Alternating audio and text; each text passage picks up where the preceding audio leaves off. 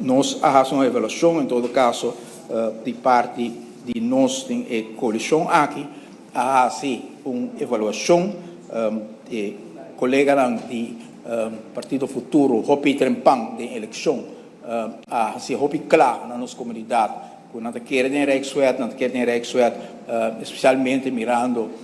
lo qual Aruba por escapa na interesse, senhor presidente, e pergunto agora assim a mim, que o partido AVP está crítico arriba Rijkswet e também o partido AVP está pensa que o Rijkswet tem que continuar. Arriba o Rijkswet, senhor presidente, de com AOE, sim, o governo, que o AVP tem que não estou de acordo com o Rijkswet, senhor presidente. Senhor presidente, me explica isso aqui em uma reunião anterior. Nós, a Câmara para a AVP, tem, em todo caso, escorrência para bisa que nós não está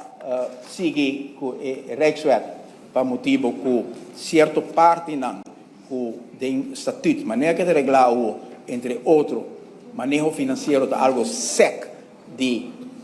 país Aruba e no momento que tem o Rijkswet que está dando Rijksministeriat influência arriba tuze arriba bo financiën ba geven pida de ruimte aí o de estatuto da punir. Então a pergunta tá se não te sente que por motivo de situação financeira a que tá melhor etc que nós não por decidir que nós não tá seguir com ele. Senhor presidente, nós e me compartilhar com o colega Wever também a motivação de parte de nós não está em renta, senhor presidente. E 20, 30, 40, 50 milhões não está decidir se vai reglar algo assim no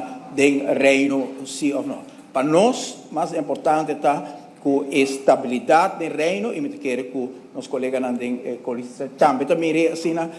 com a estabilidade do reino te requerir uma tranquilidade para nós por manejar o país aqui.